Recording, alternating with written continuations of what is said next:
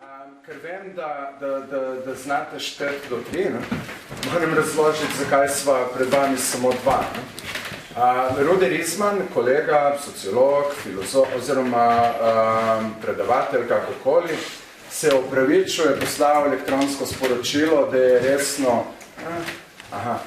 resno zbolel. Tako da se opravičuje, prosim me, če prenesem opravičilo na vse vas, da se danes pač ne more udeležiti dogodka. Takoj mi je zatrdil, da nima koronavirusa, kar je bilo meni ono...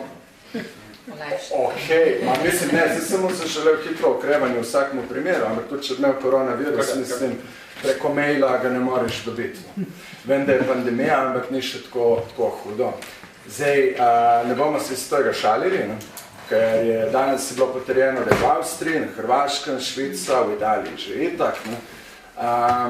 Kroži veliko opozoril, veliko navodil, pač kako ravnati v zvezi s to zadevo, tako da če mi dovolite, bi še jaz podal. Če slučajno dobite simptome koronavirusa, morate seveda čim prej iti kihati in kašljati pred poslopje vlade Republike Slovenije. To definitivno, ker nas mora skrbeti za splošno zdravje v tej družbi, je tako. So to bojo vsi preživeli. Glej, bomo videli, jaz ne bom vzel tem duhovičev v nedogled, bom rekel samo še 2 besedi, Gregorčičeva 20.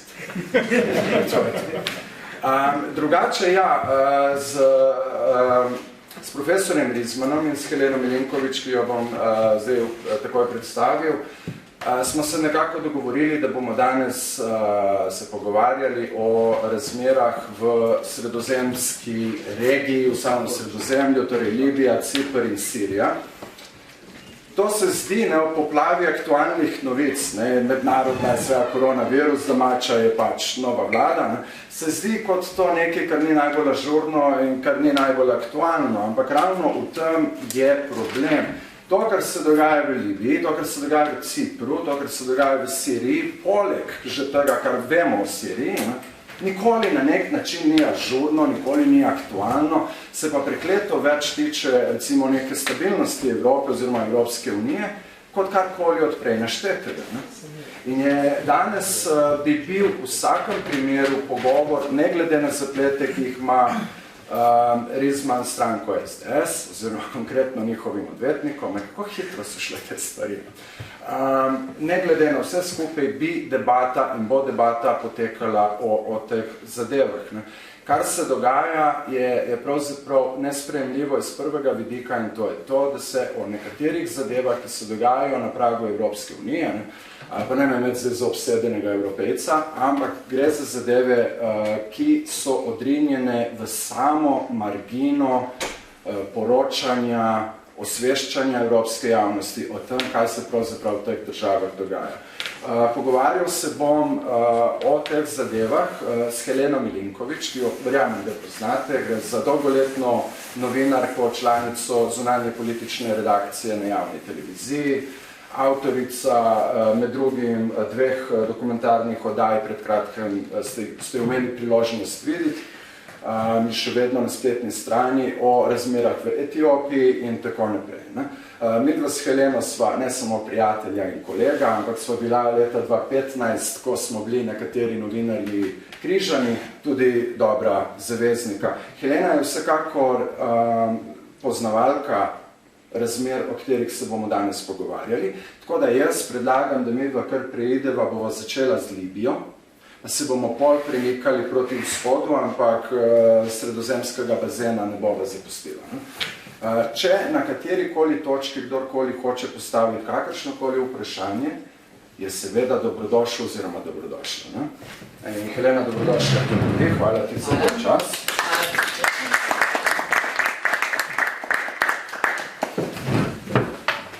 Libija, zdaj, tako je, jaz sem bil v Libiji leta 2009 Takrat je bil Gaddafi še vedno trdno desetko na oblasti, ne? In spoznal sem ene par ljudi in dotaknilo se mi je to, kar je rekel eden od mojih prijateljev, postal je prijatelj, to je bil tak mlad človek, zelo razgledan, zelo pameten. Pogovarjala smo se, Valid mu ime, pogovarjala smo se o tem, pač, kako je živeti v Libiji. On pravzaprav drugega kot Gaddafijev režim niti poznal, ni, ne? Mlajši od nami tudi. In on mi je nekako tako razlagal situacijo, kako brezupna je. In ko sem jaz njemu rekel, pa glej, morda se bodo pa enkrat stvari vseeno spremenile. In rekel, ma ni šans. Ne. Gaddafi je večen in po njem bo njegov sin Saif al-Islam, ki je bil lociran tudi strani mednarodne skupnosti kot nekdo, ki bi lahko mogoče naredil Libijo malo zmirnejšo, malo to nikoli ne veš. Ne. In on mi je rekel tako, Valid, namreč, da ti moraš vedeti, da mi že 40 let, namreč leta 2009 je bilo 40 let Gaddafijeve vladavine, živimo v neki telenoveli, v kateri je glavni režiser, glavni scenarist in glavni igralec, ne, seveda Muammar Gaddafi. Ne. 2011 je režim padel. Preden je padel, je Gaddafi ena od njegovih zadnjih, in govorimo o osebi, ki ni nikoli bila uravnovešena. Ne. Ampak je napovedal, ok, če moj režim pade na način, kot se ga vi tle v zvezi NATO greste, ne, če moj režim pade, Evropo bodo preplavili begunci, Libija bo razpadla in seveda prišlo bo do porasta islamizma oziroma islamističnih skupin tipa Al-Qaida, no in naknadno je seveda prišla še hujša verzija, to je islamska država. Ne. On je to predvidel. Zelo jasno, zelo očitno je pravzaprav bilo. In za mene zanima, kaj ti misliš, zakaj tega ni predvidela zveza NATO z vsemi svojimi think tanki, z vsemi svojimi generali, z vsemi svojimi takisto poznavalci Bližnjega vzhoda, konkretno Magreba, če govorimo o Libiji. Ne? Kako so lahko stvari prišle tako daleč, da pravzaprav govorimo zdaj o Libiji, državi, ki ne obstaja več, Libije ni več, kot take države, ki je v popolnem resuru, ne? Kjer vojna traja že 9 leto. Ne? Kako niso predvideli tega? Zdaj, bil je čas arabskih revolucij. Predtem je bila Tunizija, Egipt, revolucija, začela se je vojna v Siriji, sicer kak mesec po tem, ko se je začela revolucija v Libiji. Italija je zagotovo vedela, kaj se dogaja in kaj se bo zgodilo, ker je imela največje povezave z Libijo in je bila edina tako rekoč zahodna zaveznica konstantno. Gaddafi je tudi vedel, kar se bo zgodilo, ker je bil on ta garant miru.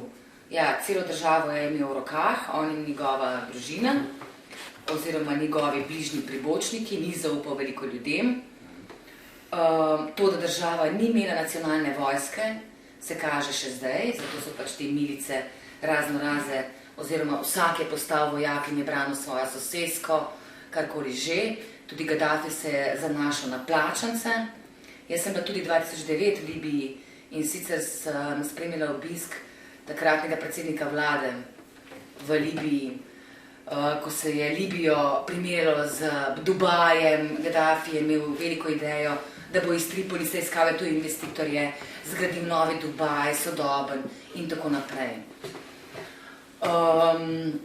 Nenazadnje Gaddafi je tudi vedel, kdo je njegovi soseščini in kaj se dogaja. Ker je nenazadnje tudi sam desetletja neto vojne, nemire, notranje konflikte in podobno. Problem, po moje, je bil ravno ta, zakaj Združeni narodi so bili že tistega leta šibki. Če hočeš torej intervenirati v neko državo, rabiš varnostni svet Združenih narodov in potem seveda neko mirovno operacijo, ki bo ta mir vzdrževala in kdo je tisti. Noben točno Gaddafi naslednikov ni bilo, vojna se je razplantela. Gledali smo te navdušene posnetke aktivistov, Libijcev iz tujine, visoko izobraženih mladih, navdušenih, ki so prišli ustvarjati revolucijo, demokratizirati državo. Večina so bili to potomci iz tega vzhoda, se pravi Bengazi in podobno, ki je bil že pod Gaddafijem diskriminiran in so začutili to priložnost. Počasi, s tem, ko se je vojna daljšala, mednarodna skupnost je tu testirala oziroma uveljavljala lastne interese, mednarodne skupnosti kot take ni bilo. Združeni narodi so že od 11. septembra 2001 postali nepomembni, že George W. Bush jih je naredil nepomembne, Rusija in Amerika nobenega dialoga tako rekoč ne vodita in Varnostni svet Združenih narodov je nek brezzobi tiger, se pravi, nič se ne more zgoditi. Torej, so te intervencije prepuščene, kar vidimo danes, 10 do 11 tujih držav vse čas pletenih vojno. Ostale se vpletajo, kakor pač so takrat politični interesi visoko na lestvici. Oziroma gospodarski, v tem primeru tudi, ja. Gre eno z drugim roki, no. Če gledamo Evropo, Evropski parlament kritizira Orbana zaradi vladavine prava, potem se pa sreča z Macronom oziroma Merklovo, ga trapljajo po rami, zaradi ekonomskih kazalcev in podobno. In podobno je bilo enako z Gaddafijem, ko je bil še živ, je nekomu ustrezal za neke druge konflikte oziroma za lastne interese. Evropi je bil seveda priročen, ker je namesto nje reševal probleme. Da, kar danes rešujejo različne paramilice in tako naprej. Bova o tem recimo, ne malo kasneje, kako se bo pač razvila debata, ampak obstaja ena res dobra knjiga, ki se meni zdi kot nekaj temeljnega, če vas recimo prav zanima konkretno Libija. Knjiga je šla pred parimi meseci, naslov je The Burning Shores, kar prevedeno po naše goreče obale. Napisal je Frederik Werer, ima v priimku, mislim, kar je nemškega izvora, da je tak tihi, Frederik Werer, ki je pravzaprav veteran vojne v Iraku, bil je zaposlen na ameriški ambasadi v Libiji, zadolžen za vojaške zadeve. Moja osebna ocena je, glede na njegov zelo pomanjkljiv življenjepis, da je on pravzaprav tam v Libiji opravljal delo Pentagonove obveščevalne službe, to je Defense Intelligence Agency. Knjiga je, kot rečeno, šla pred parimi meseci in vam daje povzetek od 2011 do 2019. On je bil na pravih mestih, v pravem času se srečeval z aktivisti iz Bengazija, iz Zintana, iz Misrate, iz Tripolisa in tako dalje. In kasneje tudi z islamističnimi, oziroma voditelji islamističnih milic.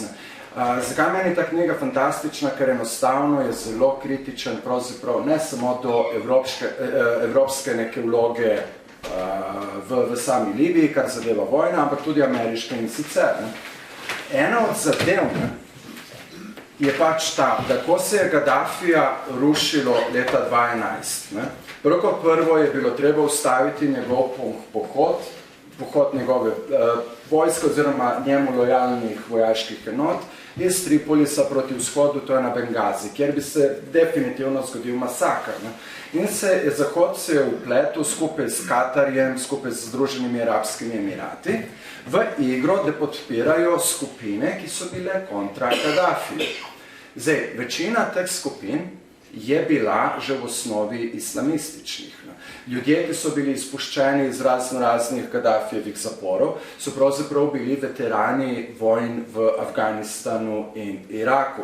Gaddafi jih je dal v zapore, ker je nekaj časa pač bil tudi on del te koalicije boja proti terorizmu.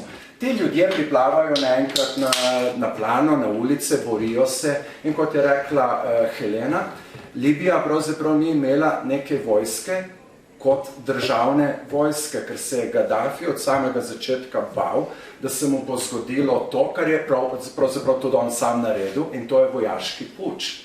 In je demontiral vojsko 42 let. Podpirali so, Macron je citiran v izjavi enega od zgodnjih voditeljev Libije, en zgodnjih predsednikov vlade, Džibril, ki je pričal, da mu je Macron sam rekel, torej francoski predsednik, Mi bomo dobavljali orožje in logistiko, vojaško podporo tem skupinam, ki so proti Gaddafiju, ker druge izbire nimamo, ker so oni pravzaprav najboljši borci. Ampak stvari so šle zelo hitro, pa da rečem k vragu.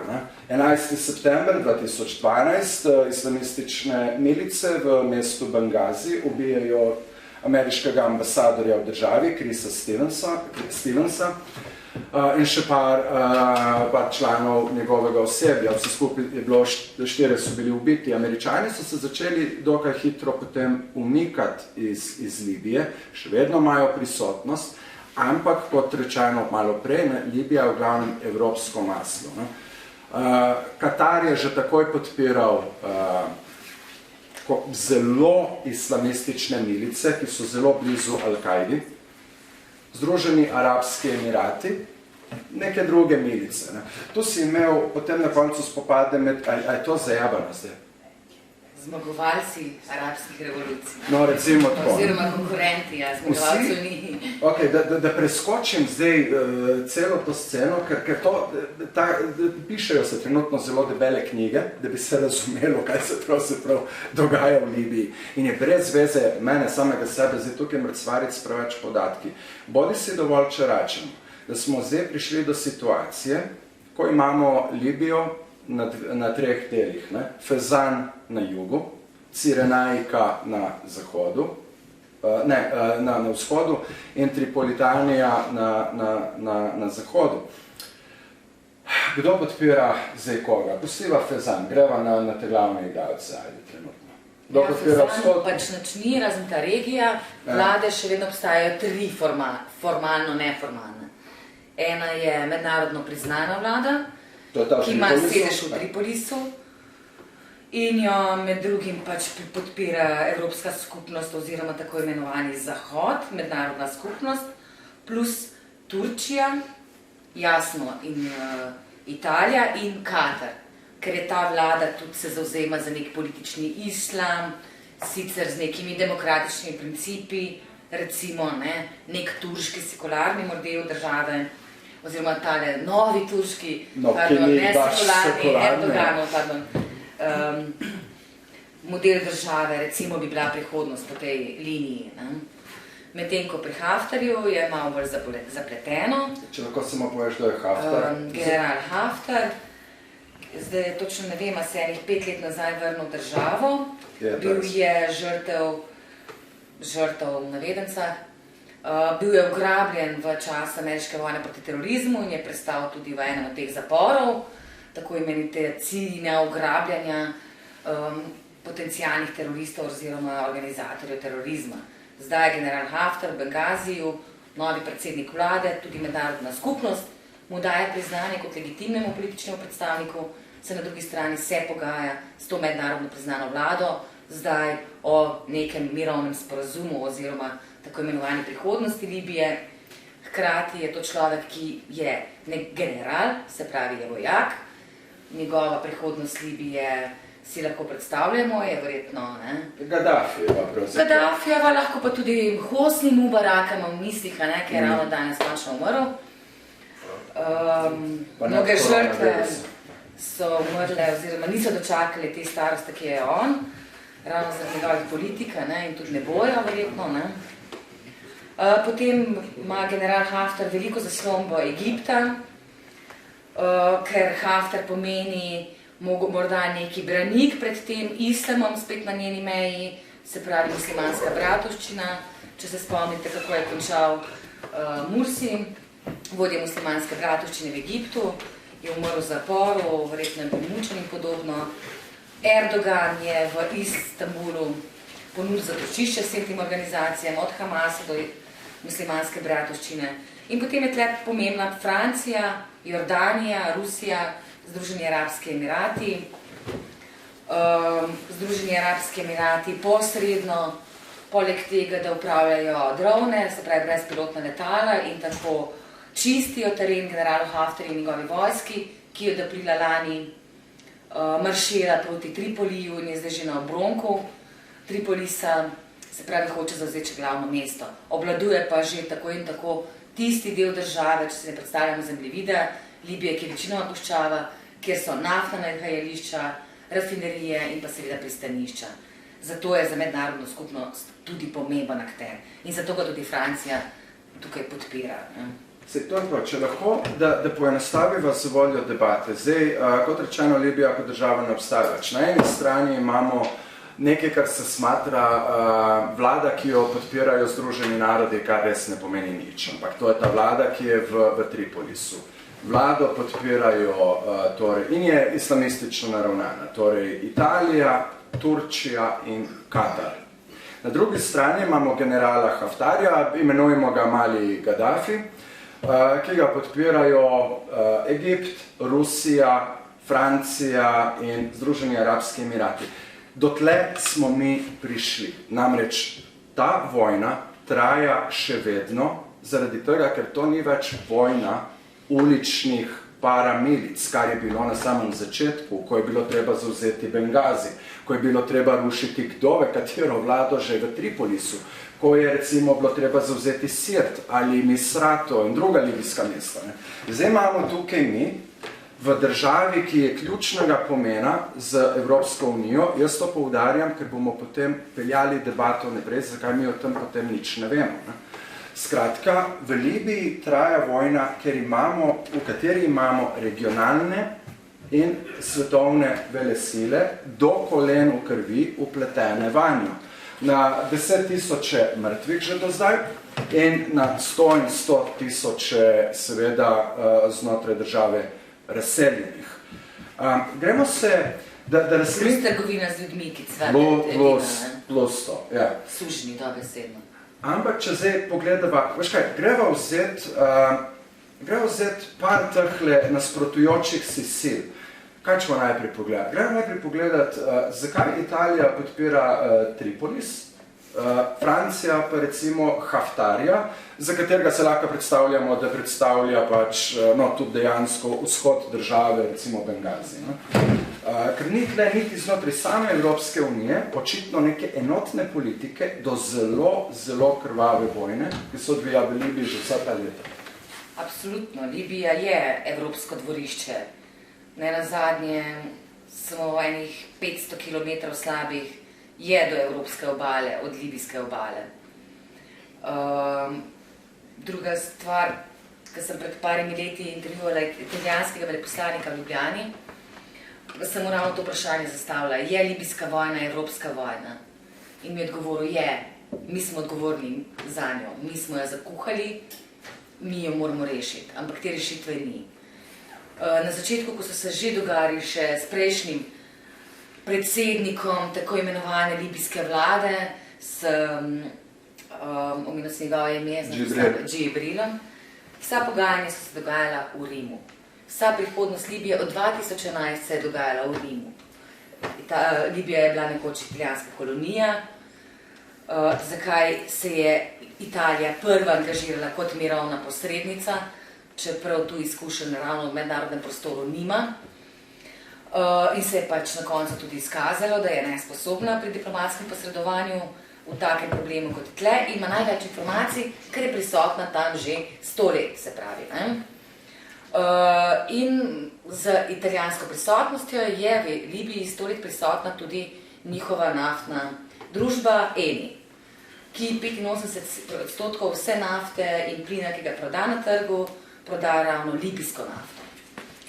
In tu je ta glavni interes, ki ga je že takrat pred svojim koncem na glas izrazil tudi Gaddafi, ker Libija ima največje zaloge energentov v Afriki, 9. največje zaloge nafte na svetu, zemeljskega plina ima tudi med največjimi zalogami na svetu, ki še niso niti dobro raziskane.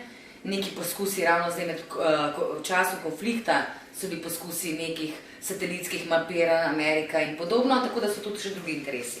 In seveda Francija, ki se je potem mirovno upletla, seveda zaradi lastnih tudi naftnih interesov, ker libijska nafta je znana po temu, da je najbolj kvalitetna na svetu.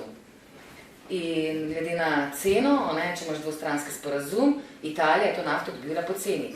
Nenazadnje, v 2004 teče plinovod do Sicilije. Se pravi, tudi ni potrebno prometa s tankerji, direkt. In Eni je tudi neka edina tuje podjetje, ki je ves čas prisotno v Libiji od začetka vojne, ki ni umaknilo svojega osebja, tudi ni prenehalo delati. Nenazadnje so se bili sposobni, toliko dobro poznajo notranje razmer, da so se bili sposobni dogovoriti z raznimi milicami, kdor je pač bil gospodar tisti trenutek, da so zavarovali te rafinerije, črpališča nafte in podobno. Tako da ta infrastruktura recimo v Libiji je nepoškodovana, čeprav, če pogledamo Misrato ali pa Sirto, ni ostalo nič več. In tudi pri Macronu, pri francoskem posredovanju se je na koncu vse skupaj izjalovilo, saj Haftar in Sarač niti enkrat, tudi zdaj v času berlinskega posredovanja, nista sposobna bila sesti za isto mizo in se pogajati. Zdaj je nek mirovni sporazum nastal, ampak ključno vprašanje seveda je tle spet razdelitev dobička od nafte in ostalih energentov. Ravno Total se je zdaj pred nekaj meseci umaknil. Predvsem v zadnjih 3-4 mesecih se še kopiči količina orožja, denarja za vojno in tako naprej v Libiji. In tudi novi akteri prihajajo. Lani jeseni je British Petroleum skupaj s Totalom in še nekaj manjšimi podjetji z libijsko nacionalno naftno korporacijo podpisal sporazum o začetku črpanja in proizvodnji, vendar je to spet propadlo. Kdo in kako se ta dobiček spet deli, od nafte, kdo to prodaja, vse stoji, se pravi, v začetku revolucije je bilo ogromno tudi tihotapljenja čez meje, zdaj pa bolj ali manj skoraj 100% vse proizvodnje stoji. In tu tečejo pač ključno ta pogajanja. Zato pač mislim, da tudi zdaj vsi bolj pritiskajo, ker tudi cena nafte seveda v OPEC-u in tako naprej niha in seveda to čutimo potem vsi. Mislim, ni nobene variante, dobro, govorimo o teh mirovnih konferencah in mi vemo iz Balkana, iz te vojne, ki je tu potekala v 90-ih, nekako dobro grejo te mirovne konference. Če bi tle bila neka nafta, ona bi po mojem ta vojna lahko da še kar trajala. To, da se recimo Macron konkretno, se ni prvi, se pred njim tudi, da se je vpletel v samo libijsko morijo, ker to, da je Haftar človek, on sebe, general Halifa Haftar, od samega začetka, od 2011, sebe prodaja, najprej se poskušal prodajati Američanom, ampak kot rečeno, Američani so bili v umikanju iz Libije in je njim pasalo po 8 letih nočne more v Iraku popolnoma umakniti od novega scenarija, ki bi zahteval neko okupacijo neke države, kar tudi Libijci ne bi absolutno sprejeli. To je bil glavni problem že na samem začetku. Kako preprečiti pravzaprav to, da bi določene islamistične skupine, ki so kmalu začele dobivati borce, konkretno iz Sirije, konkretno iz Čečenije, pa iz Libije, pa iz Pakistana, pa iz Afganistana, pa iz Bosne, pa Kosova. Kako zdaj preprečiti, da bi to eksplodiralo in tako naprej. Noben ni imel pravzaprav zdravega recepta, zdravega odgovora, dolgoročnega, nekega logičnega odgovora na to, ker ga enostavno pač ni bilo. Američani so želeli odkorakati. Vse, kar je ostalo dvema ključnima evropskima silama, z zelo svojimi nacionalnimi interesi, če lahko prodajamo seveda interese korporacije Eni in korporacije Total za nacionalne interese. Se vlada spremeni zakone zaradi korporacije? Normalno, ampak to še ne pomeni se več. Ampak, glej... Konkretno v Libiji je Eni deloval kot država v državi. Zato je preživel 100 let in še vedno tako deluje. Macron pa tudi s svojimi pobudami seveda poskuša postaviti, oziroma Francija, Total na to geografsko območje, kjer je zemlja res pretopljena z nafto. In nazadnje skrbijo, ampak to dvoje ponavadi gre skupaj. Kaj pa ta drugi antagonizem, ki ga lahko vidimo že v Siriji in zdaj ga vidimo tudi v Libiji. Na eni strani je Turčija, to je Tripolis, in na drugi strani Halifa Haftar, ki se opravičujem, prej sem pretrgal tok svojih misli, ki se prodaja kot nekoga, ki je proti islamistom, ki je proti teroristom, ki je proti nekdo, ki bi naredil točno nekaj takega, kar je Gaddafi pravzaprav iz Libije naredil. Ne? Na njegovi strani je pa Rusija. In imamo dve sili, torej Turčijo in Rusijo, ki sta že dovolj časa upleteni v skorajšnje spopade. Ta vojna v Siriji pravzaprav ni več proxy vojna. Ne? To je zelo velika verjetnost, da bo med Rusijo in Turčijo lahko zdaj prišlo do nekega spopada. Ne? Ravno tako vidimo ta scenarij zdaj v Libiji. To je zelo nevarno in to bo povleklo neke svoje posledice. Ne? Kar je morda tukaj še posebej se splača omeniti, je to, da nažalost živimo v svetu autokratskih voditeljev. Ne? Putin z lahkoto obračunava z Evropsko unijo iz enega zelo preprostega razloga. Ne? V Evropski uniji se voditelji držav članic menjavajo. Menjava se Evropski svet, Svet Evrope, Evropska komisija. Ne? Putin pa ostaja. Putin je tam že od leta 2000. Putin je 1. januarja praznoval svojo 20. obletnico. Erdogan je prišel na oblast leta 2002, oziroma njegova stranka 2003 je prevzel oblast. Antagonizem med Turčijo in Rusijo v Libiji in v Siriji je pravzaprav veliko bolj oseben, kakor se morda zdi to na prvi pogled. Ne? In ko upoštevamo tukaj psihična stanja teh dveh ljudi, ne? Erdogan zaletal, bojevit, samovšečen in ostanemo kar pri besedi zaletal. Mislim, da to čisto dovolj. Putin kot hladen človek, psihopat, definitivno temu pogledu, ampak tudi kot nekdo, ki ne pozna dovolj zgodovine svoje lastne države oziroma predhodnice Sovjetske zveze. Mislim, da mu je nekje malo ušlo tole, da ta lekcija, ki so jo Sovjeti dobili v Afganistanu v 80. letih prejšnjega stoletja, in to je pač to, da če ti začneš mešati štreno, povzročiš kaos na Bližnjem vzhodu, boš ta kaos moral si lastiti in potem si bo ta kaos lastil tebe. Tako da jaz mislim, da oba dva sta zdaj že prekomerno zabredla v neke težave, ki jih ne bosta sposobna razrešiti po eni strani objektivno gledano zaradi interesov, ki jih imata v obeh dveh državah, Libija in Sirija, po drugi strani pa seveda tudi zaradi osebne narave, osebnih antagonizmov, ki jih čutita drug do drugega. Absolutno je Libija s to kaotično vojno in njeno dolgotrajnost je postala tudi to območje proxy vojn. Rusija in Turčija sta skupaj z Iranom garanta miru v Siriji. Ne? So skupaj, 3 so, ne? Tako so se razglasili. Metode novačenja, ne? Recimo Rusija je v Siriji prisotna svojo vojsko, spomnimo se famoznega orkestra Palmiri, ki takega se v Libiji ne bo zgodilo, zato so ruski plačanci v Libiji, ker tudi Libijci ne marajo. Ne čutijo, da so te ljudje dobrodošli, seveda jih niso odprtih rok. Čutijo to kot okupacijo njihove države. In zato tudi ni bilo zdaj nekega slavja o prihodu turških enot.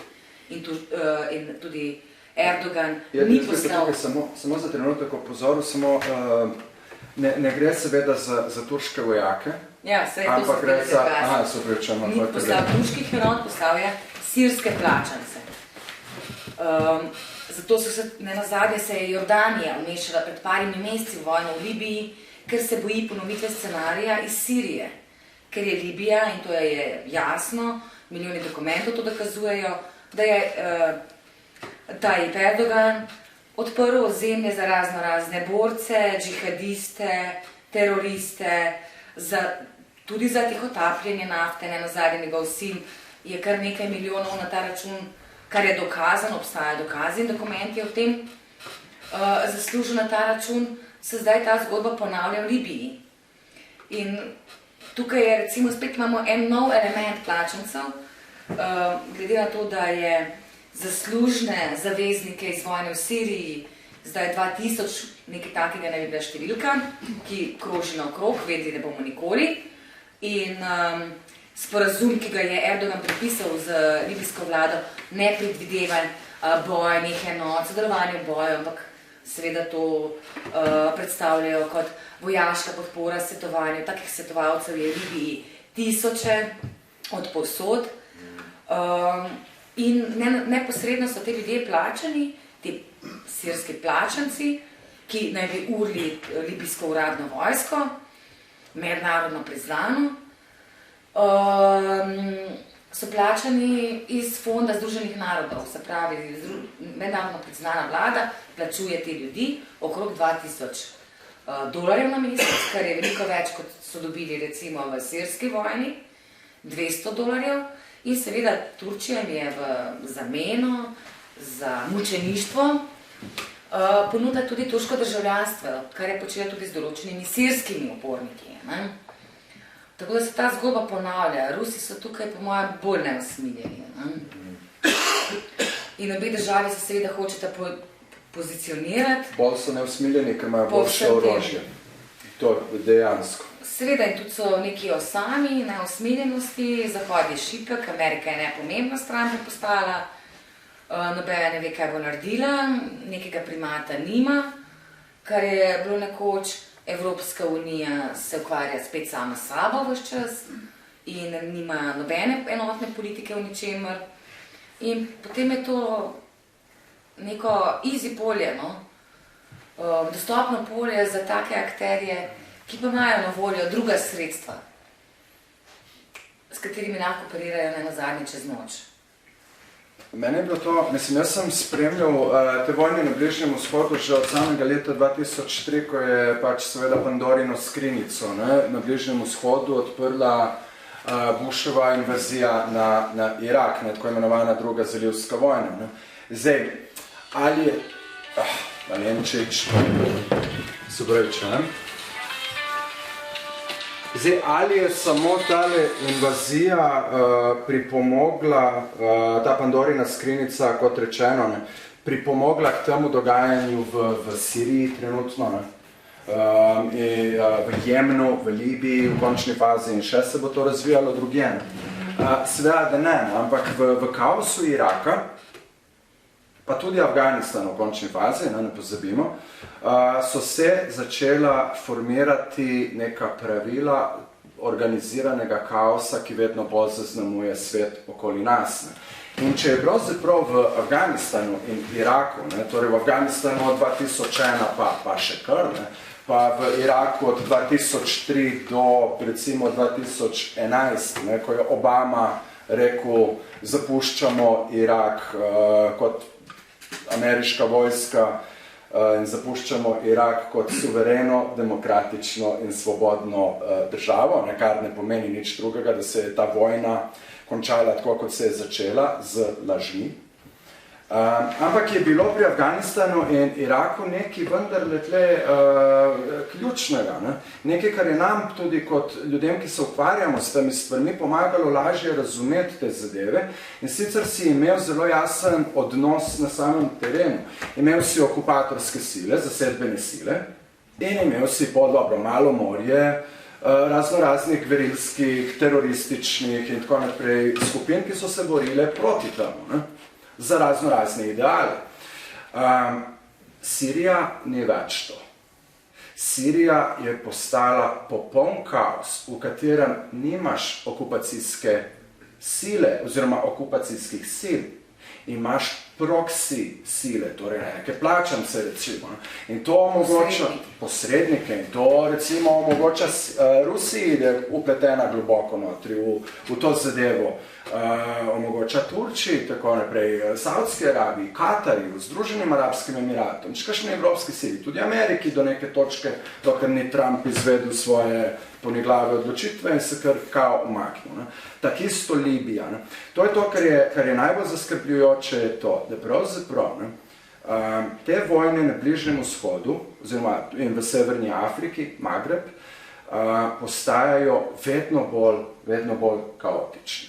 Nihče pravzaprav nima svojih vojakov tam, Rusija ima plačance, to zasebne plačance, tudi če so ruski državljani, ni pomembno, pa so od marsikje. Združeni Arabski Emirati v Libijo dobavljajo ljudi borce iz Sudana, iz Čada, iz Nigra. Turki dobavljajo v Libijo borce SNA, sirske narodne armade, islamisti, zelo povezanimi z Jabhat al-Nusra, Al-Qaida, torej islamska država in tako naprej. In enostavno nihče pravzaprav več nima tistega primata, da bi pred svojo lastno javnostjo moral braniti ceno upletenosti v te vojne. Milijoni ljudi, ki zaradi teh vojn trpijo, pa seveda nihče nikoli itak nič ne vpraša, to vemo. In to je to, kar se mi zdi, da iz desetletja v desetletje stvari postajajo čedalje bolj konfuzne in čedalje bolj pravzaprav ne samo nepredvidljive, predvidljivo kaotične. Gre za eno tezo, ki sem jaz že ne vem, pred leti nekako razmišljal o njej, da pač to 21. stoletje, kolikor so nam govorili o njem, da bo to pač veš, vstopili smo v novo tisočletje, imamo robote na Marsu, kaj je šta je znam. Ampak pravzaprav vidimo, da se v svetu trenutno odvijata dva procesa. Na eni strani imamo celotne regije tega sveta, kjer kaos požira celotne države, celotne regije, celotne območja, in na drugi strani imamo seveda vzpostavljanje trdnjav. Trdnjava Evropa, trdnjava Izrael, trdnjava Amerika in tako dalje. Tako da to dvoje, absolutno, to, da smo mi v trdnjavi, nam ni noben garant ničesar. Pravzaprav, neke stabilnosti, nekega miru. Absolutno ne. Tako da to je pač to, kar jaz opažam, da je z Libijo in kot neko naslednico Sirije postal nek primat, o čemer se pravzaprav sploh ne govori v medijskem prostoru, evropskem medijskem prostoru. Nihče ne kliče potem. Ko rečem nihče, seveda obstajajo določeni novinari in novinarke, obstajajo določeni inštituti in tako naprej. Za vprašanje, koliko glasu imam, ne dosti prav. Ampak da bi to bila neka agenda, s katero bi se tudi politiki morali ukvarjati na zahtevo javnosti, tega pač pri nas ni. In kot je rekla Helena prej, je popolnoma res, to je vendarle naše dvorišče, če tako rečemo. Konkretno Libija, pa tudi Sirija. In širše. Ja, mi prišli smo do točke, to, kar sem že prej omenila. Tudi če govorimo še o Iraku in Afganistanu, je morda neka vlada oziroma nekdo, ki se je odločil, da je neka država ali nekdo grožnja svetovnemu miru, to argumentirati v Varnostnem svetu Združenih narodov. In to je ta bil nek varuh miru, lahko se strinjamo, lahko ne s to organizacijo, kakršna je bila, absolutno je bila potrebna njena reforma, glede na svet, kakršen je danes. In kot je tisti, ki je nastal po drugi svetovni vojni in so ga gradili zmagovalci druge svetovne vojne, Združeni narodi so postali nepomembni. Mi danes gledamo konkretno tukaj v Libiji, ko mirovniki sedijo, tukaj sem si prav zanaraš še sprintala, kdo so ljudje, ki sedijo na pogajanjih in ščitijo tako imenovane globalne interese, konkretno v primeru Libije, pa v katerih državah se jih ne omenja, recimo je tudi Kitajska tukaj, Republika Kongo. Normalno, da imajo sosednje države interese. Libija ima 5 sosednjih držav. Tunizijo, Egipt, Alžirijo, Niger, Čad. Vse države, ki so precej nestabilne. Meje so tle porozne, Egipt recimo, da je bil še nekako. In vsi imajo te interese. In ta sistem mednarodnega prava ne deluje več. Se dogovori države, ok, Varnostni svet, recimo prejšnji teden, ni bil sposoben izglasovati niti resolucije o embargo na orožje. V Libijo, ne? Tako. Ja. In tudi če sklene tak sporazum, potem pa nekdo posredno, če tudi podpiše tak sporazum prek posrednikov, ker danes pač so te proxy vojne moderne, niso direktne vojne, ker tudi za to rabiš potrditev v svojem parlamentu in tako naprej in potem moraš javnosti svoje pojasnjevati, zakaj so naši državljani umirali in ko so Američani začeli terjati te odgovore od svoje vlade, se je Amerika začela umikati iz teh vojn. In tudi, ko so prišle ven številke, koliko te vojne stanejo. Seveda gospodarstvo teče na eni drugi ravni, ampak državljani tega nimajo nič. In danes pač zgodovino piše novi akteri in to so očitno Rusija in Turčija in Iran, ki rišejo te nove meje in novo prihodnost Bližnjega vzhoda. Kam bo pa šla? Ena stvar, ki je vredno morda vzeti v pogled, bom se tukaj sam na Rusijo osredotočil. NATO je imel seveda izhajajoč iz tako, gledajte, ko je Sovjetska zveza implodirala pravzaprav, sta se zgodili dve resnici, kaj se je pravzaprav zgodilo. In iz tega izvira marsikaj, kar je danes na našem svetu narobe. Ena resnica je bila resnica Zahoda. Zahod je porazil komunizem, Fukuyama je pisal svojo čuveno knjigo o koncu zgodovine in tako dalje. Skratka, z vidika te resnice, Sovjetska zveza, Rusija kot naslednica, poraženka. Ruska resnica je ta, Sovjetska zveza je implodirala sama in je nemogoče govoriti o poražencih in o zmagovalcih. To je zelo pomembno pravzaprav za razumevanje. Namreč, Rusija je imela še to nesrečo, da je imela onega pijanega lika Borisa Jelcina cela 90. leta, ampak dobro, se mi pa Junckerja zdaj nekoliko let. Ja, imel Išijas, ja. Sem ga imel tudi jaz kdaj. To se da odstraviti, ta Išijas. Hočem reči to. NATO, Zveza NATO oziroma Zahod, ko rečem Zveza NATO, seveda si predstavljam članice Zveze NATO. NATO pod načelu z Ameriko je zakorakal v to 21. stoletje zelo zmagovito, zelo zaletavo, če se mene vpraša. Namen je bil obkrožiti Rusijo, dokjer se da. Širitev NATO, seveda 2004, smo šli mi v Zvezo NATO, 10 članic vzhodnoevropskih, srednjeevropskih je šlo takrat, ja. Plani so bili seveda za Ukrajino, Kavkaz, konkretno Gruzija.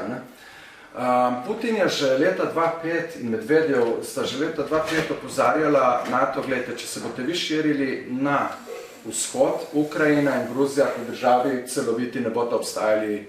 Ne boste obstajali. To je res. Ne Gruzija, ne Ukrajina. Ne pozabimo, da je tam še vedno vojna v Ukrajini. V Gruziji pač ruska vojska zaseda pa Južno Osetijo in Abhazijo. Da ne bomo preveč podrobni.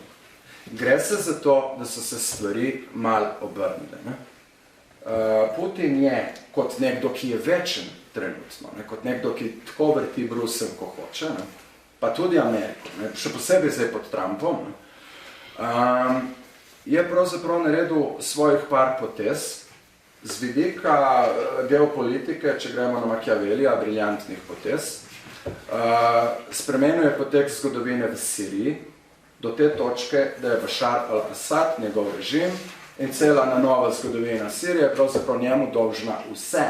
Zdaj, upletenost v Libijo pomeni, da nekdo drugi zdaj poskuša obkrožiti Evropo.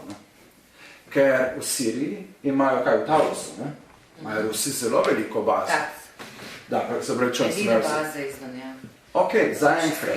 Ampak morda v Libiji pa, ker Haftar in Putin se zelo dobro razumete. Zelo dobro, ne? Če Haftar zmaga, kar je popolnoma možno, je Evropska unija, med tem, ko se Italija in Francija igrata svoje igre, zgubila vse. To je ta pravzaprav igra. Winner takes all. Na koncu ponavadi sicer sledi kaos, v katerem vsi izgubijo, ampak ta zaslepljenost bi znala prigorati do te točke. In to je to. Zdaj, omenja sva Sirijo, pa Libijo, vmes je pa še Cipr. A lahko sam kronološko povem par stvari za januar pa december. A grem lahko nazaj v času. V drugi polovici januarja Turčija dostavi 2000 sirskih plačancev v Libijo. V prvi polovici januarja Turčija dostavi tja neznano število pravzaprav svojih vojaških svetovalcev, operaterjev, logistiko in tako naprej. Konec decembra 2019 libijska vlada v Tripolisu,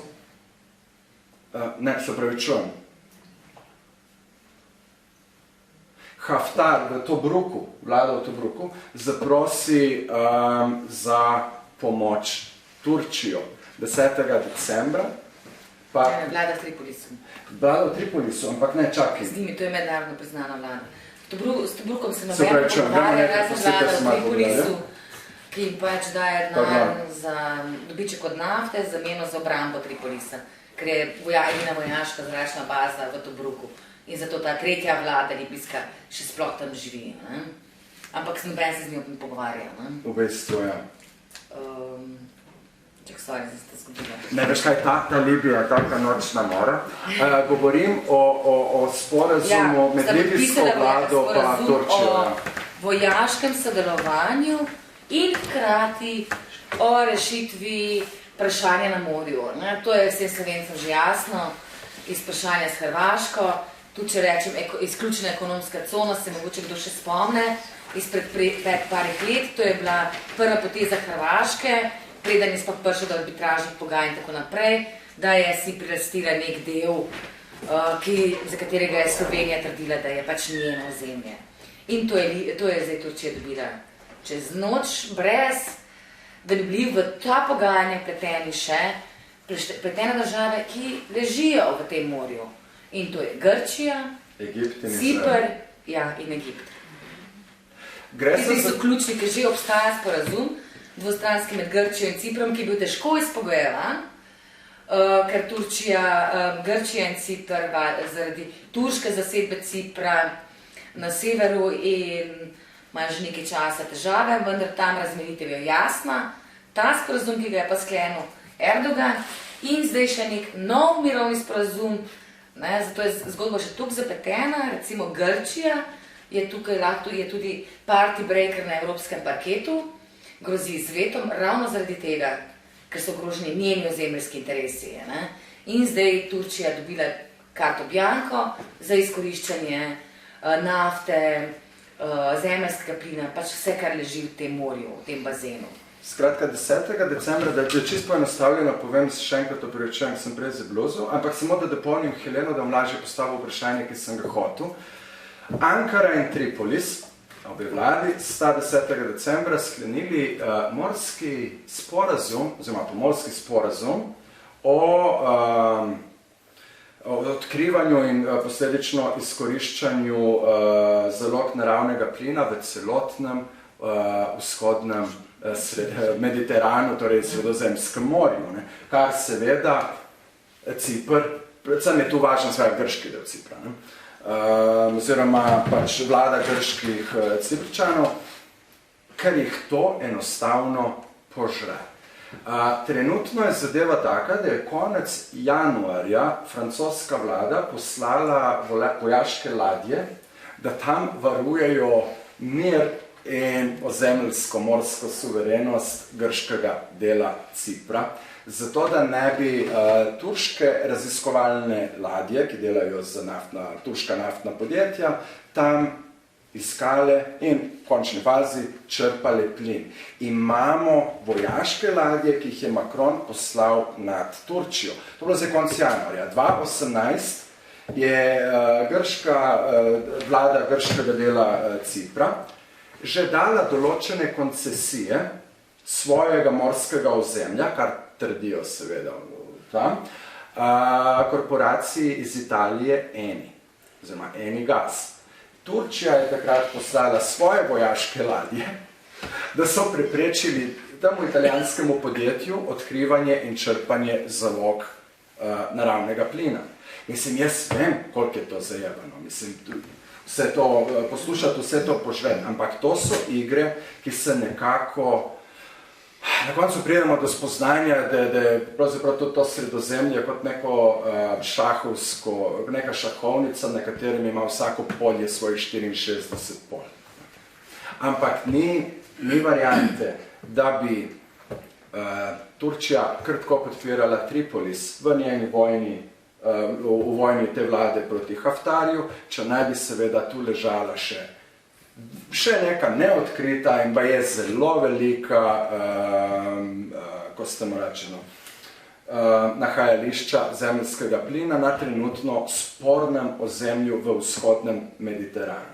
Medtem, ko se nekako cel svet poskuša, ali vsaj daje mednarodna skupnost vtis, da se morda je vseeno treba ukvarjati s tem planetom, s podnebnimi spremembami in se odreči fosilnim gorivom, imamo mi v vzhodnem Mediteranu pozicioniranje vojaških sil za voljo odkrivanja in izkoriščanja novih nahajališč fosilnih goriv. Tako da, good luck to us all. Amerika Kako ti misliš, da se bo prisila Evropo, da je pustila in začela pač kupovati in bo prilagodila svojo energetsko politiko temu. Predlani, Juncker, Trump, kupovali bomo ameriški zemeljski plin, ki ga oni predelujejo iz skrilavcev, za kar vemo, da je za potrošnikov evropskega predrago oziroma drago, ampak ja, tukaj smo v tej geopolitični igri, že čist posredno, nismo več neposredno, med Ameriko in Rusijo. Seveda je cenejše, če bi prepeljali ta plin po ceveh iz Rusije, kot pa če ga peljemo z ladjem iz Amerike. Poleg tega je že problematičen način pridelovanja tega zemeljskega plina, se pravi z frackingom, ki onesnaži še celo okolje in podobno. Energetska kriza iz 2014-2015, tako imenovana energetska kriza, torej dobavljanje ruskega zemeljskega plina Evropi, skozi Ukrajino, skozi Poljsko. Če se spominjamo, takrat je Rusija bila pripravljena zapreti pipico, je tudi malo zapirala in tako naprej. In nekako bi bilo logično, da potem seveda se ti v tem neoliberalnem kapitalizmu, kjer je potrošnik kralj in ima lahko izbira, od koga bo kupil karkoli, da se potem Evropa nasloni vendarle na Ameriko, na nekega drugega ponudnika, ampak seveda to tega prvega ponudnika, in to je Rusija, naredi samo še bolj agresivnega. Hočete imeti plin iz Libije, poceni plin, dobro nafto iz Libije, prav bomo vzeli Libijo. Boste še vedno morali iti skozi nas. To so nekako načeloma te igre. Se mi zdi, da sem te prekinil? Ok. Mene zanima samo, je kakršnokoli, jaz res iskreno ne vem, jaz upam, da podajamo, ne razumeti, da za kogarkoli tukaj podcenjujem, jaz samo upam, da ni preveč konfuzno vse to, kar govorimo, ker skačemo malo, ker je res ogromno nekih stvari za povedati. A ima mogoče, sicer gre midva mirno naprej, ampak kakšno vprašanje? Na katerikoli točki? Prosim, kar. Če treba kaj razložiti, kar smo zdaj recimo govorili, pa da nismo bili dovolj jasni, sem to. Ne, absolutno, Miloš Once. Absolutno zanimivo in verodostojno argumentirano. Vprašanje pa naslednje. Amerika se mi zdi, da vseeno morda igra večjo vlogo tudi pri vseh teh zadevah, ki ste jih omenila, torej od Bližnjega vzhoda tukaj do Magreba in tako naprej. Recimo, ko so imeli v Siriji obkoljenih, mislim, da je okrog 4500 torej islamističnih borcev, v obroču, skratka, možno je uničiti vse od 1. do 4500 tega. So jih z avtobusi lepo prepeljali, torej spustili skozi linije svoje in tako naprej, se pravi plačan prevoz na drugo bojišče. In to ni naredila zdaj neka X država od Kitajske, Rusije, kaj zem koga, to je naredila Amerika. Dogovor z Rusijo. Ja. Tako da se mi zdi, da je vloga Amerike vseeno večja, kot se zdi ta moment na prvi pogled. Tudi, rekel, konflikt recimo med Turčijo in pa med Rusijo, vizavi sestrelitve letala takrat in tako. Običajno človek bi pričakoval, da bo to vojna med NATO in Rusijo in tako naprej, to so v roku 48 ur rešili se skupaj. Tako da, gledajte, zdi se mi, da je tudi vloga Turčije posredno, kljub temu, da je ta moment kot neki player, vseeno še torej, kot neka predstraža Amerike, da spušča pipco in pri vojnah, in pri torej, recimo Južnem toku, in pri torej, pošiljanju beguncev v Evropo oziroma pri torej, tej človeški krizi. Ali imam prav morda ne, ali se nabavljate? Ali gre to laissez-faire, laissez-passer, pa gre to samo po sebi, vse nekam po svoje. Se pa strinjam, da ta teorija organiziranega kaosa je kar verodostojna, ampak tudi ta organiziran kaos nekdo organizira. Zato sprašujem to, ali ni vloga Amerike tukaj večja? Absolutno Amerika kupuje zavezništva in seveda ni interesu spopad z NATO članico, se pravi s Turčijo, ker sta se ona dva, recimo, tukaj je bil največja nevarnost v Siriji, ko govorimo, ne? Ker je Amerika podpirala Kurde in kurdske borce, celo, no, ampak to recimo ni bila tako odmevna novica, ko so padli ameriški vojaki zaradi turškega napada, ampak ko gre za strelitev Vejona, je pa to večja vojaška zmaga, da rečemo, ne? Kot 5 vojakov tam, so se oni že po telefonu dogovorili. Vse je dogovorjeno, absolutno. Ravno v tem je problem, da je težko reči danes. Tudi če prideti, katero smer bo šel nek nov konflikt, ker pravila ne veljajo več. Pravila ne veljajo več. In torej največji zločinci, da rečemo, ne, so danes glavni voditelji, kreatorji tako imenovanega miru oziroma politik svetovnih. Kreatorji miru so, zaradi tega se vojne nadaljujejo, ker so kreatorji miru. Živimo v nekem orwellovskem obdobju. Vem, da je to kliše, ampak mislim, da se splača samo spomniti. Ja, nacionalizem je postal, ta populistični nacionalizem je postal neka nova identiteta za ljudi, ki se mogoče nimajo več neke identitete. Ne? Zato Putin ostaja in je viden v Rusiji kot zmagovalec v vojni Siriji.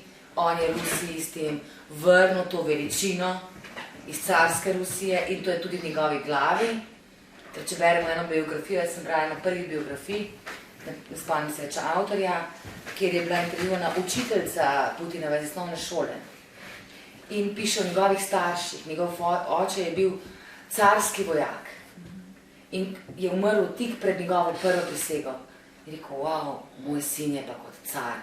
In večina Rusov, ogromno Rusov, doživlja svojo državo in Putina tako s temi vojnami. In enako je v Turčiji. Enako je v Turčiji, točno tako. Kontroliraš, nadzoruješ medije, kritične misli ni, kar se recimo v Ameriki lahko zgodi, ne? In so vse ta vprašanja in protesti, da ljudje vprašamo, kam gre naš denar, zakaj se slovenski vojaki borijo, oziroma kaj počnejo v iraškem Kurdistanu. Zakaj potem mi ne priznamo Kurdov in kurdske države, če jih podpirimo in jih urimo, ne? Kar je najbolj logično vprašanje, ki se verjetno vsakemu poraja.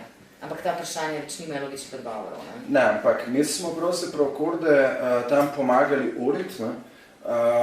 Za ta mednarodni boj proti terorizmu, konkretno proti islamski državi. Ne? To, kar bi Kurdi tako v Iraku kot v Siriji, nekako, pa vse so vedeli, jaz se pogovarjal z nepar prijatelji, ki so v Iraku v Pešmergi, pa se imenuje kurdska vojska v Iraku, oziroma JPG, JPŽ, Kurdi, njihove vojaške sile v Siriji. Ne? Konkretno, glede Iraka, ne, če bi recimo Zahod podpiral idejo samostojnega Kurdistana, ne, suverenega Kurdistana, vsaj v Iraku, ki je, tam je, na severu Iraka, Kurdistan je država v državi, na nek način že od leta 1991 do 2003 pa sploh. Vam konkretno povem svojih primerov, če grem jaz v Irak, rabim vizo, ne, če grem v iraški Kurdistan, dobim štempelko na letališču in that's it. Tako da je res, po vseh segmentih je na nek način to svoja država. Ampak če bi Zahod dejansko podpiral, da to postane mednarodno priznana država, bi glede v okviru te vojaške pomoči samim Kurdom nudil tudi letala, helikopterje, torej zračno vojaško silo. Ker dokler ti tega nemaš tam kaj početi. Bagdad te bo bombardiral, Ankara te bo, kdorkoli bo hotel, te bo lahko bombardiral. Tukaj so Kurdi pravzaprav ponovno spoznali s to izdajo Trumpovo, Omenja se Trump, ne. Meni je on tako všeč, ne, zaradi njegove iskrenosti. To, kar on blebeta, on kar naravnost pove. Vse veš, če si tudi iskren, pa ti je všeč. Ma ne, ampak ne. V tem smislu, Jelinčič. Zmag. Pišo iskren. Pustite male figurice. Ampak, kar se No, ki je bila pa vrka, dobro. Ne, ampak Helena, svet dejansko tako deluje. Trump sam to naravnost, niti ne da naravnost povem tweet na to dveh zjutraj, ampak tako deluje ta svet. A veš, in je... Janša je to pred njim povedal. Ma gled, da ostanem sam pri temu, da sklenem to misel. On je njih, Trump je izdal Kurde v Siriji, to zdaj vsi vemo, a je on edini, ki je izdal Kurde v Siriji? Ali pa točno to sem Macron, ja ne tvita, Johnson oziroma pred njim, ja, pa pošli svetovalcev, oziroma vredno upošteva mnenja svetovalcev, ker pri Trumpu vemo, da je demontiral celo ministrstvo za zunanje zadeve, da se mu je že v prvem letu, tako rekoč, cel diplomatski aparat uprl, kaj počneš? Halo, ogrožaš življenje naših ljudi, saj nismo povsod. Tudi če ti makneš vojake iz Iraka, še vedno so v Jordaniji, oziroma v Kuvajtu, in ne moš tega čez noč. Torej, treba celovito gledati politiko, tle več ne velja. Pač meni se je sanjalo, ne, tako kaj je Maja sanjala belega slona, pa rodila Budo, a ne, se njemu neki sanje in se zgodi, zdaj pa si čakamo, ne. Cel svet čaka, a bo kdo preživel, ne bo, pa ne vemo, ne. No, pa glede te izdaje Kurdov, ne, ki ne bila samo strani Trumpa, kot sem sam to reč, ne, Kurdi so ponovno spoznali vrednost oziroma resničnost tega svojega starega pregovora, ne, ni boljšega prijatelja od gore. Gore jih ščitijo. Ne. Zato recimo imajo v Turčiji, na vzhodu Turčije, v Iraku še, pa tudi na severo-zahodu Irana, še kakršnokoli možnost. Ne. Zato so tako hitro izgubili v Siriji tla pod nogami. V Siriji na kurdskem predelu ni gora. Vse je ravno. Erdoganu ni bilo treba nič drugega, kot poslati par tankov in poslati tisto ISIS-ovsko, al-Kaidovsko, islamistično navezo, da gre tja in da tam pobija. Dokumentirani so. Veš, tle je ena stvar, o kateri bi bilo treba tudi razmišljati. Turčija je zadnja članica NATO in to že vrsto let.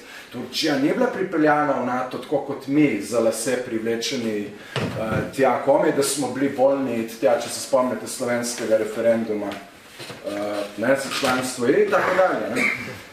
Turčija je dejansko še iz časa hladne vojne ena od temeljnih članic NATO. Turčija je skozi svojo mejo, južno mejo z Sirijo in pa Irakom, ne, v letih 2012 do 2015, 2016 spustila na tisoče in tisoče in tisoče evropskih in drugih seveda islamistov skozi Kilis, Šamli-Urfo in tako dalje. Jaz sem prečkal nezakonito turško-sirsko mejo leta 2012 s skupino upornikov, ki so bili takrat svobodna sirska vojska FSA, ne, stacionirani na severno od Alepa. Vsi so potem presedlali al-Kaidi, al-ISISu. Ne takrat, ko sem bil jaz z njimi. Ne, to je bila že ta posledica, recimo, nepodpore, ne? Kako misliš, oziroma spremenjenih zavezništev, ko je FSA, ne, sirska, kar se tudi recimo zdaj kaže v Libiji, ne, da ni nekih konstant, ne rečemo, ta in ta milica se bori tle, ker je čez par mesecev se preimenuje nekaj drugega in deluje nekje druge, ker je pač nekdo drugi zagotavlja denar, varnost in tako naprej. In enako je bilo tlele. Najprej so to svobodno sirsko vojsko financirali Sirci iz tujine, ki so sanjali v tej demokratični svobodni državi, v zanosu teh arabskih revolucij, pač ta revolucija je uspela samo v Tuniziji, če rečemo, in nikjer drugje. Je še slabš, tudi tam je slabš, ampak ne, nimajo diktatorskega režima, pa vojaške diktature, kar ostale imajo.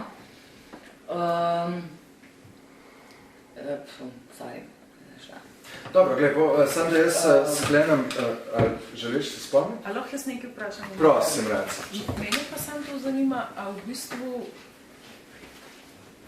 te vlade ali pa, ne vem, predstavniki vlad ali pa voditelji A oni pošiljajo te vojake tja, jih v bistvu... Katerih vlad? Ne, to ni formalno, na vladi, ali sklenjeno, v ne. bistvu pošiljajo te naftni... Ne. To je lahko nek vojaški odbor. Ne, te države, to niso demokratične Sam, če imajo te države, naftne družbe tak... Vse so del države. Recimo, se če bi glih to Petrol, sprašujem, ki je še večinski državni lasti, oziroma Se neko glih to podjetje. sprašujem, Ne. če niso oni v bistvu... Ne. Včasih ja, tudi oni uporabljajo plačance, ampak zavarovanje svojih objektov, ne, v takih razmerah zagotovo eni sodeluje s kakimi plačanci, ker je nemogoče drugače, ker policije pač ni, varnostnikov ni, ne. Kot pri nas imaš varnostno službo, ki jo najameš, v teh državah pa tega ni, ne. Kdo pa je pa tak... Recimo, imaš iz polpretekle zgodovine imaš dva taka zelo dobra primera, ne, kjer so naftna podjetja dejansko uporabljala svoje plačance. Eno je ameriška naftna korporacija Halliburton, v Iraku je uporabljala svoje plačance. Gazprom, recimo v Rusiji, ne, kjerkoli ima, to je glavno pač njihovo naftno podjetje, ne, kjerkoli imajo oni neke interese, Gazprom, ki je samo podaljšana roka države, ravno tako kot je Halliburton pravzaprav bil tedanje Bushove administracije oziroma njihoveh. Ne. Tukaj so stvari pravzaprav preprosto jasne. Mi govorimo o militariziranih korporacijah. Ne. V tem primeru sta dve naftni. Ne.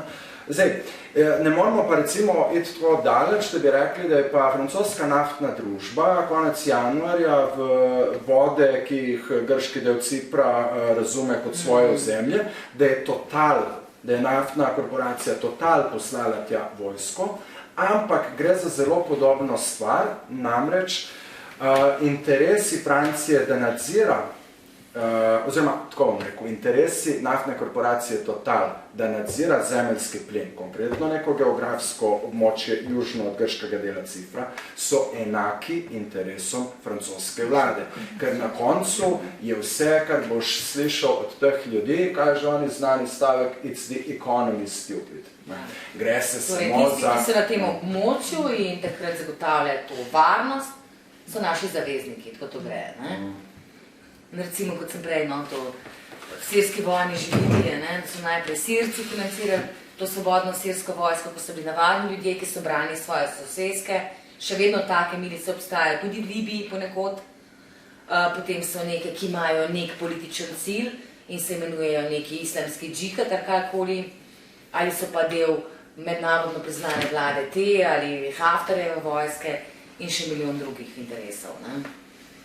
In recimo tam se je pokazalo, potem, ko je pač tem posameznikom, Libicem Vada, ki so mislili, da se bo vojna končala, da bo revolucija uspela po 2-3 letih, da se bo zgodilo to, kar je bilo v Tuniziji, ker je sicer že v prvem mesecu takratni avtoritarni pobegnil v Saudsko Arabijo pomenljivo, ne?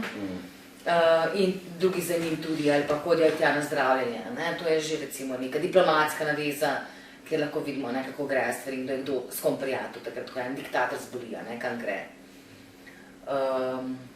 Načeloma je pa ta nekonsistentnost Zahoda, ki jo doživljamo in jo doživljamo na prav vseh ravneh, ki jih zdaj jaz tako ošenemo, razmislim. Prvo odnos, razmerje med ZDA in Evropsko unijo. Peša. Odkar je Trump. To je zelo, zelo zdaj slabo. Ne? Merkel, kanclerka nemška, je sama rekla, mi moramo, in to že pred 2 leti, mi se moramo začeti obnašati, kot da smo na nek način sami na tem planetu. Američani niso več to, kar so bili. In ko ti enkrat zminiraš toliko mednarodnih sporazumov, lahko pride nek drugi predsednik ali predsednica, ki jih bo obnovil, ampak je zaupanje izgubljeno dolgi rok. Ne? Pa da imaš to razmerje, ki je počlo. Potem seveda govorimo o nekonsistentnosti znotraj same Evropske unije. Govorili smo Italija, Francija, kdo pa ga podpira. Ne? In tretje je seveda sama nekonsistentnost znotraj zveze NATO, kjer, in to je bila pač tisto, kar sem prej potoračil, kjer imamo Turčijo, ki ne samo, da je, ampak gledajte, to ni zdaj, to so dejstva, ki že vrsto let podpira islamistične skupine v Siriji in tudi v Libiji in uporablja te islamistične skupine za svoje nove proxy vojne in tako naprej kot posrednike. Ne samo to, ampak Turčija se vedno bolj, čeprav je to zelo paradoksalno na prvi pogled, naslanja na Rusijo, kar se tiče kupovanja orožja in vojaške opreme. Ta biznis povedno laufa. Dokler res morda ne grejo v popolno vojno. Ampak ne pozabimo, Sovjetska zveza in Hitler sta tudi dobro gospodarsko sodelovala do Barbarose. Tako da neke te stvari morda niso toliko paradoksalne, koliko imajo vrsto primerov v zgodovini. Da se vrnem nazaj, to je absolutno, kolikor jaz zdaj gledam tale Zahod, pa se ne vem, 500 let našega, oprostite izrazu, sranja po tem svetu, mislim, da je bilo kar dovolj. Ampak zdaj ugotavljam, da je Zahod pravzaprav v ničem, kar pravijo anglosaksonci free fall, prostitut. Ko je enostavno, kot ste rekla, Evropska unija se ukvarja sami sabo, ne presežek demokracije. Ne veš, kdo koga posluša, kdo je komu nadrejen, ono je tako dalje. Nekaj tazga ko RTV. Pa ne, verjeno. Poglejmo, kdo so evropski voditelji, se jih ni toliko spet, sem 27, pa manj kot v Afriki, pa še bolj so vidni. Kdo so zdaj ti politiki, ki zmagujejo oziroma krojijo neko prihodnost Evrope? Seveda, pač najpomembnejša je trenutno Višegrajska četverica. Macrona ni več. Macron probajo Francijo na nek evropski oziroma geopolitični zemljevid zarisati, ampak Macron je mrtev človek. Naslednjih volitev ne bo dobil, ne bo ga več. Bankir, ki je imel svojih 5 let in je odšel. Reforme so ga pojedle. Tukaj je očitno. On je bil izvoljen s to politiko reform, ko je začel, ga je ljudstvo pojedlo in ne bo odnehalo. To je vendarle Francija, to ni Slovenija.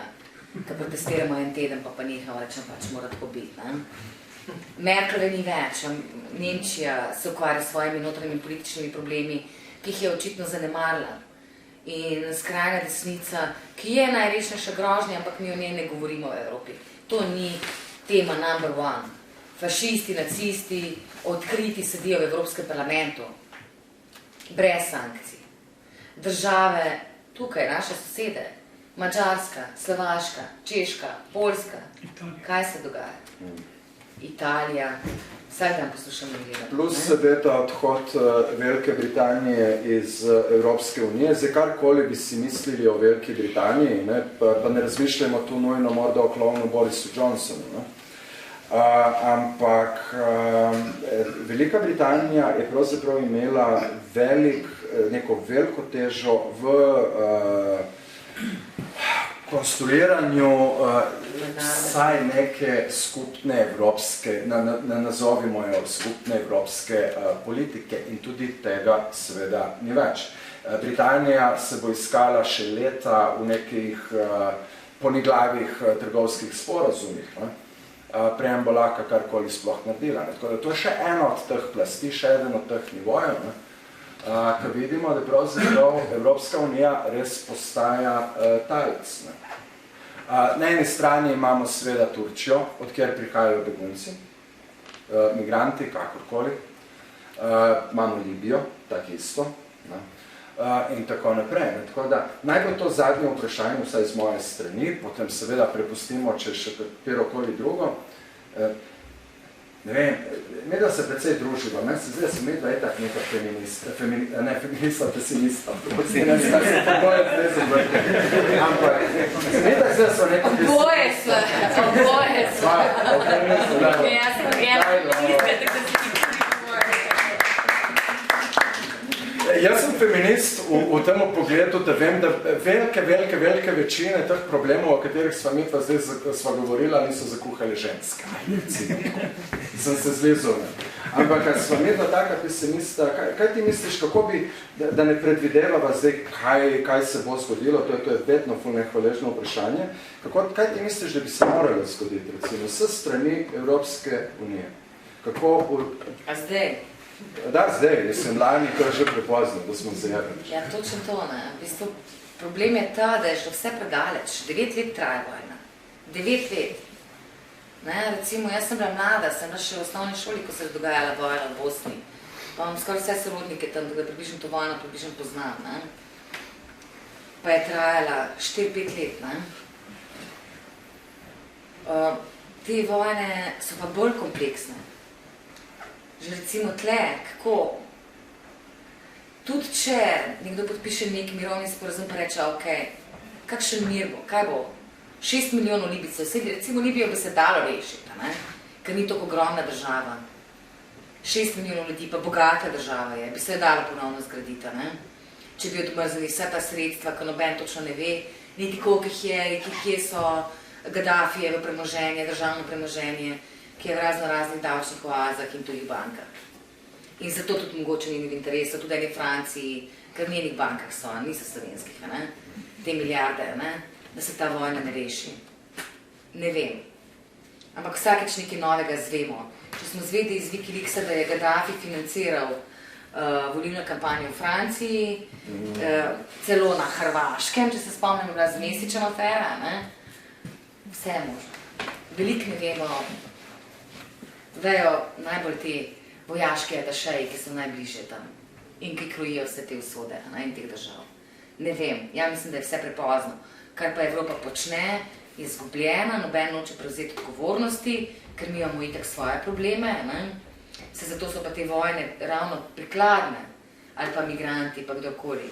Zdaj je pač koronavirus, ker nobena od teh vlad nima odgovorov na tista vprašanja, ki jih postavljajo državljani. In potem je treba najti zunanjega sovražnika, da se pač mi ne ukvarjamo s tem, zakaj imamo tam nekdo po 40 letih dela 500 evrov penzija, ne? In postavljamo to vprašanje vsak dan in vztrajno in rečemo, aha, za to ni denarja, denar je pa za tja, ali pa ni za neko zdravilo, ki bi bilo dostopno kroničnim bolnikom, karkoli že, ne? Kar ne bi se pogovarjali v nekih demokratičnih zrelih družbah. Ne?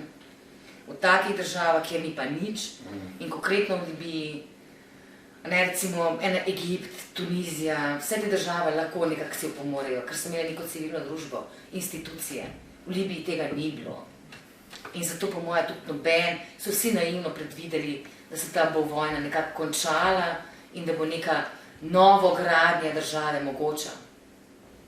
Kar je pa mogoče samo vojna, konflikt, trgovina, ta zverinskost do temnopoltih Afričanov, ki se je v Libiji kar naenkrat pojavila, pa so celo Libijo, ves čas Gaddafi je imel to vizijo panafrikanizma, Afrika je enotna, močna, morda je tudi padel zaradi tega, ti se dobro spomniš, ker sta še s Huseinom se dogovarjali, da bi trgovali z nafto in plinom v evrih, ne v dolarjih, oziroma v neki neutralni valuti, ne? Da ne bi te države. In potem... Ki je v praksi uporabljali, poslušajte. Pa mislim, da Avstrija pa više gor nimajo več tega. Kar pomeni, grejo stvari lahko tudi v drugo smer, koliko to pustijo zunanji, druga stvar. Ne? In tretja zadeva, ki se mi ne zdi nepomembna, če ne bomo zaustavili teh trendov, o katerih je bilo danes tukaj govora, se mi zdi, da se celotni Evropi, pa posameznim državam, pa tudi posameznikom, vsem nam piše slabo.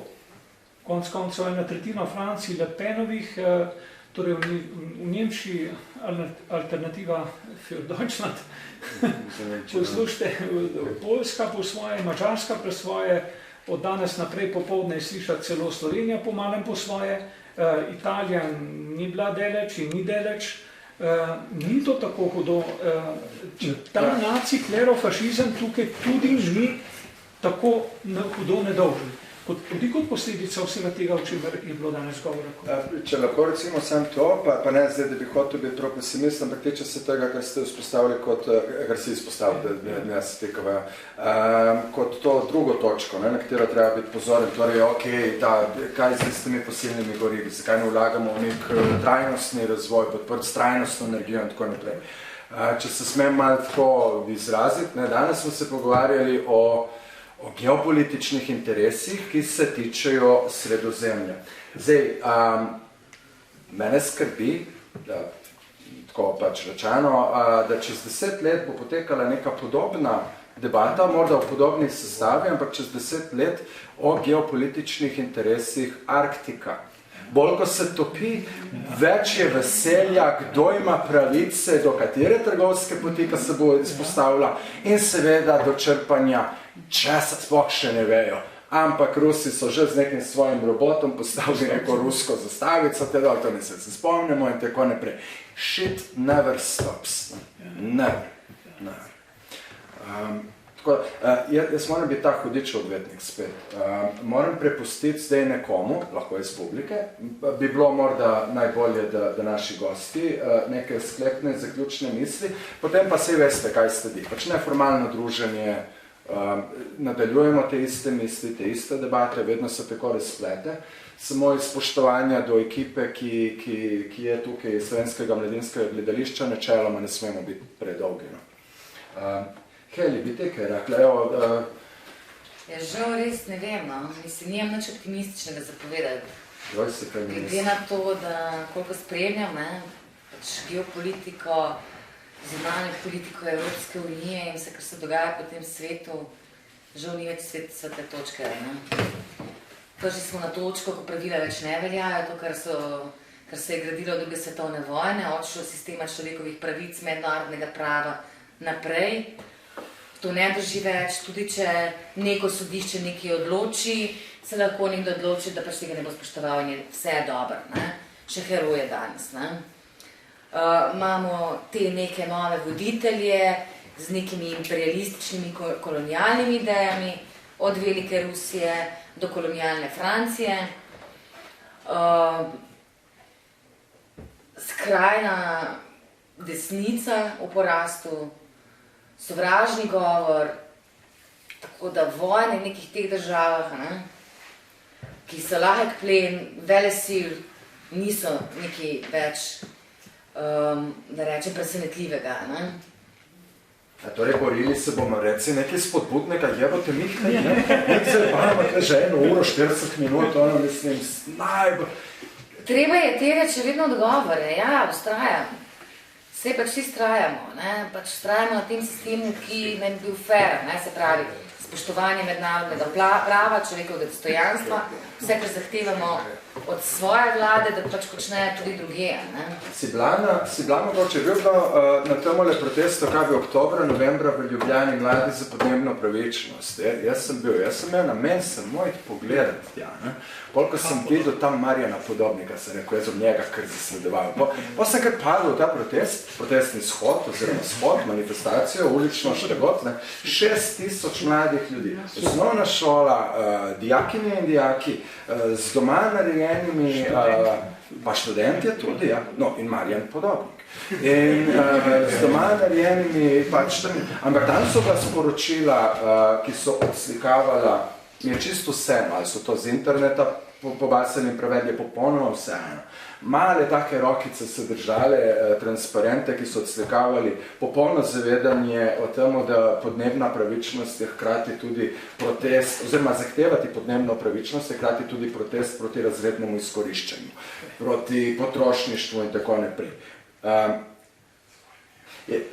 Mi smo bili, se spomniš, na svoj čas, na nas so imenovali antiglobalisti, 2001, 2002, kao mi smo proti globalizaciji. Ne, proti NATO smo bili. Proti NATO, euroskeptiki, NATO-skeptiki. Ampak veš, čemu je fora? Nam je globoko spodletelo. Jaz sem bil v Genovi leta 2001, julija, na protestu zoper klub G8, zdaj G7, kao, ni Rusija, ampak G8. Nam ni ratalo. Mi smo takrat protestirali zoper klub najmočnejših, najbolj razvitih, najbolj bogatih, najbolj vplivnih 8 držav na svetu. Danes, po poročanju Oxfama Svetovne banke, pa ne danes, lani, 8 ljudi, fizičnih oseb, ima toliko bogatstva v svojih rokah, koliko revnejša polovica človeštva. Ergo smo prišli do tle.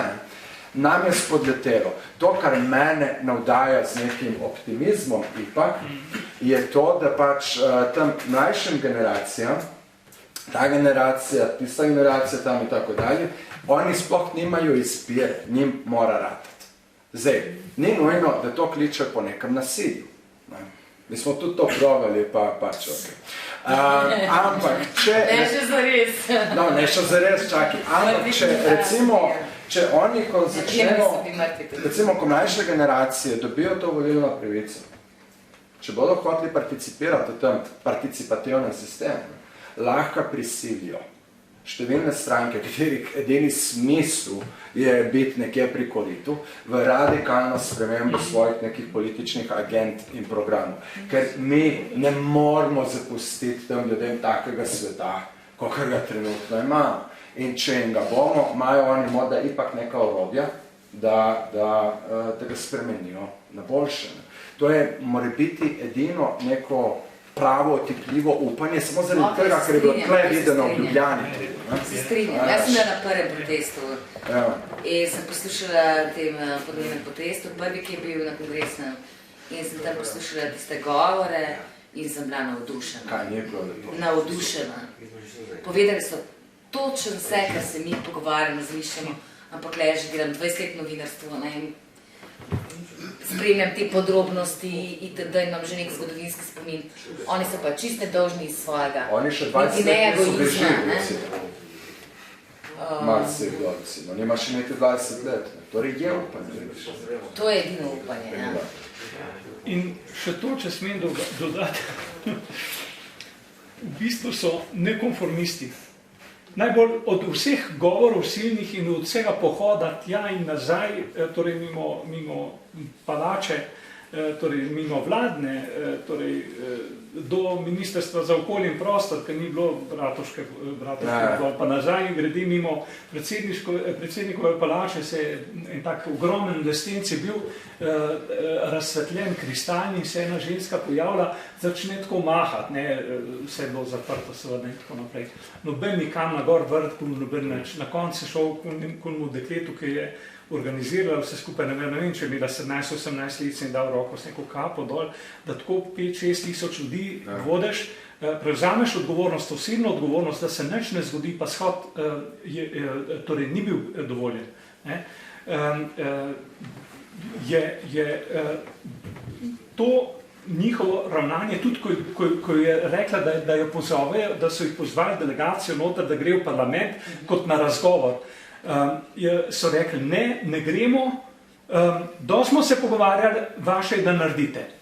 In glavno geslo je bilo, dovolj je bilo stranja, hočemo dejanja.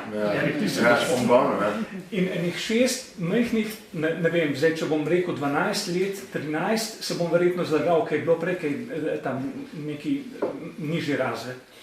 Pa ena punčka tako pokaže gor na mene, pa na Franjo, da pogled ta dva stara kozla, kako upijeta, dovolj imamo stranja, hočemo dejanja.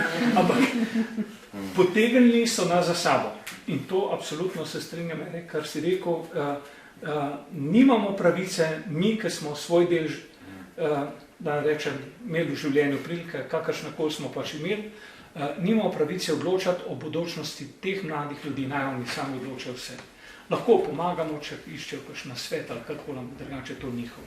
In njihova bodočnost mora biti brez vojn, mora biti mir in mora biti napredek tudi brez zaradi nafte.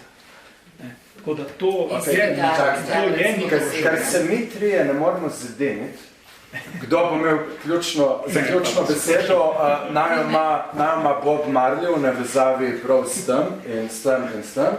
You can fool some people sometime, but not all people all the time. Aplauz za našo gosto.